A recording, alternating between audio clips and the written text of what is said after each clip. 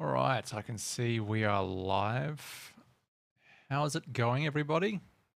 Part of the 6 week peak performance. Let me know if you're watching live. I'm by myself today. Rad and Yanni are out. They've got a meeting, and Yanni won't be part of this one. So it's just me. But I noticed we don't have too many questions. So I thought I'd take the time to answer Naomi's video, give a bit of critique, and just put forward my thoughts on what she can do for her pike push-up. Now, Rad has answered your questions about your pike push-up, Naomi. I agree with what Rad's saying. Rad's saying basically we want to avoid dropping down at the very end part of that movement and bringing the feet further back. And the reason for that is right now, I'll just bring your video up so everybody can see. The reason for that is because when we do calisthenics, let me first start off with saying calisthenics movements. When you're training calisthenics, it's a hard way of building strength. I mean, building strength in general, it can be challenging, but calisthenics has this added skill element that you have to add on top of weights lifting. That is a little bit more challenging because generally you're working with your strength versus your body weight. You have to move your body weight around, and for your legs, it tends to be a lot easier because your legs are naturally designed to move your entire body weight, but your arms and upper body you find are incredibly difficult because we're not really meant to be doing these funky handstands and handstand push-ups, pike push-ups really. So naturally we don't develop that strength to perform these movements. But that doesn't mean you can't. There's many examples of people doing like very impressive stuff on their hands, doing handstand push-ups and things like that. We just got to find the right sort of methods of doing that. And so with what Rab was saying is moving the feet away from the hands will mean that the body weight is now going to be distributed a little bit more towards your rear and not so much over your hands and pushing you forward. And I think that's ultimately what is causing you to drop in these reps is when you get to a certain point, like right about here, you've got your body weight plus your leg weight and basically everything in your lower body also pushing you that way.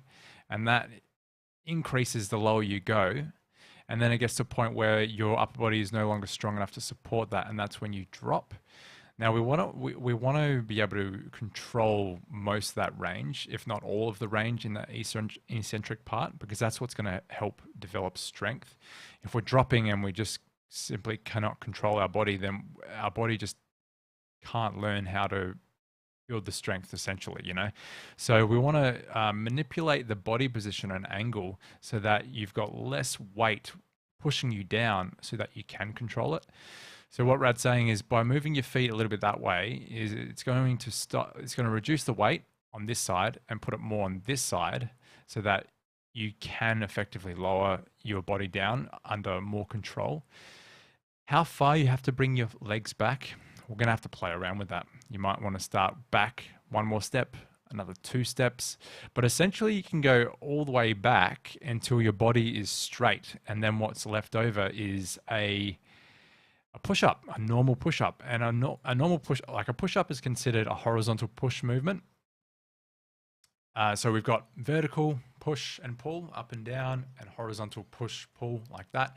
And generally the horizontal push pull movements are easier to do in calisthenics because essentially you've got more muscle mass helping you drive that movement, and you've got less body weight actually resisting that movement as well. So you tend to be stronger in those positions, and ultimately you can actually use those positions to build enough strength in your joints and body to then be able to progress back to doing vertical push movements or vertical pull movements. So, and the vertical, I'll say this, the vertical components of calisthenics are a lot more challenging than the horizontal pulling and pushing components, like vertical push, like what you're doing right now, a pike push up, and you could say a pull up as well, are probably the two hardest body weight exercises that people can do.